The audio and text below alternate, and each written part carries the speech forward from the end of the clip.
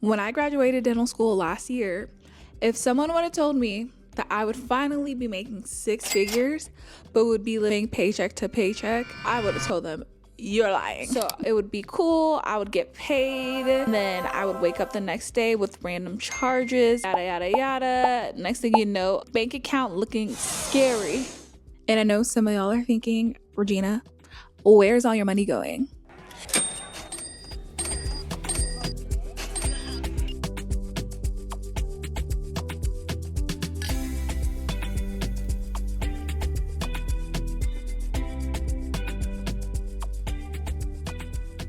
Me to where I am now, no savings, no emergency fund, and a whole lot of credit card debt. Just my finances. Yikes. And after coming to that scary realization, I was like, okay, Regina, it's time to do something about it. I can't keep living like this. No, I'm not a financial guru. I'm just a girl with ChatGTP and a strong desire to be financially stable. The first thing I knew I had to do was to stop using my credit cards. I don't know about you, but for me, sometimes credit cards can feel like free money. It's so easy for you to dig yourself into a $10,000 hole without even realizing it. Don't ask me how I know. So because I'm a swipe girl, I had to be a little drastic. I literally cut up one of my credit cards and put the other two on ice. I had to do that because just saying that I wasn't going to use my credit cards just wasn't enough. Step number 2 was develop a budget. So when it comes to developing a budget, I actually really struggled. I didn't really know how much to budget for each thing. I don't typically know how much I spend on things, but as time go along and I get used to actually watching what I spend, I imagine that my budget can be a little tighter. Step number 3, I want you to audit your subscriptions. So when I started working on all of this, I went into every single institution or entity, whatever that was getting my money, every paycheck, and went and decided if I was going to cut it or keep it. It's Affirm, PayPal, Afterpay, Apple TV, Prime, Paramount, Peacock.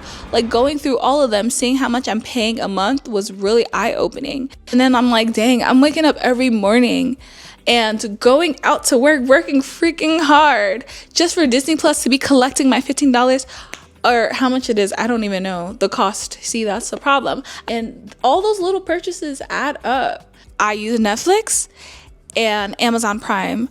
And if I really want to watch a TV series that's not on Amazon or Netflix, I would consider buying it because that's cheaper than every month paying for 5-6 different subscriptions just to watch one TV show, maybe, if you even do that month. So cut. All right, so now we're at step number 4. And this one kind of goes hand in hand with step number 3, but you need to track every single expense. So the app that I use, funny enough, is called Every Dollar, but you need to track every dollar. I used to go to sleep and wake up and not know how much money was going to be in my account, not knowing when a bill was paid, and that led to overdraft, which leads to overdraft fees, not having enough in between bills.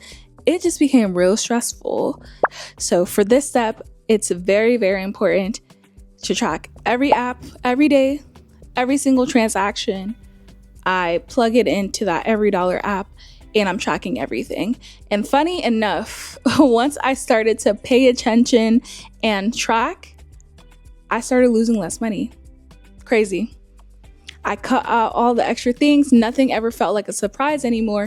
Step number 5, find a way to fund your emergency fund. So I did not have an emergency fund, literally. So I knew very quickly that was something I needed to work on. So I was going through my budget, trying to see what I can cut. And baby, I cut a lot. So I was going to do my nails at least bi-weekly.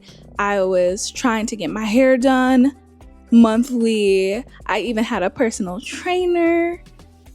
Yeah, I had to cut all that. So eating out had to go. Personal trainer had to go. Getting my nails done, got to go. One thing that I told myself is next year I don't want to travel because I felt like I've just overdone it this year. We already went to Cape Town, and the amount of money that was spent, it was during December. Disgusting. I'm disgusted. I spent so much money. My mom and my little sister came out, and it was a great time. Traveling to Africa in December, that's a whole nother topic. Honestly, let's just leave it to the side. Yeah, so when I say not traveling next year, I'm committing to very little travel. My family have been talking about trips, so I don't know, but I really want to keep it to a minimum. Like, traveling is fun, it is great, but where I am right now, plus the student loan debt that I haven't even gotten into, it's not practical at all to keep living like this. Step number 6 is going to be attacking that credit card debt. Like I mentioned earlier, I did dig myself into a $10,000 hole. I finally realized that how much I was paying every month, as the minimum payment was just covering interest, mostly interest. So I was like, no, that's not gonna work. So what I did was move a large portion of the remaining balance to another card that had a 0% interest promotional thing. So now every balance has a payoff date. So that leads me to step number 7, student loans. So if y'all don't know, dental school is so expensive. So my personal goal is to go ahead and pay off over $330,000 worth of student loans in 10 years. So I'm gonna do a whole separate video about how I'm tackling that, but just know, first thing that I'm doing is having the biggest loan I have on a 10-year repayment plan that's set to have literally 120 payments of the same amount for 10 years, and then I'm done. And then I also have some really high interest student loans that I'm gonna also target on the side. I really had to take a step back and decide what's important to me at this time.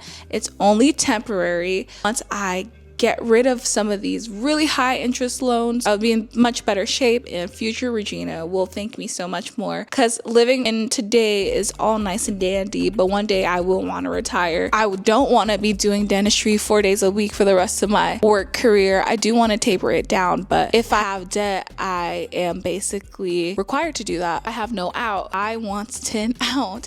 I want to be able to leave a job and be like, I'm okay.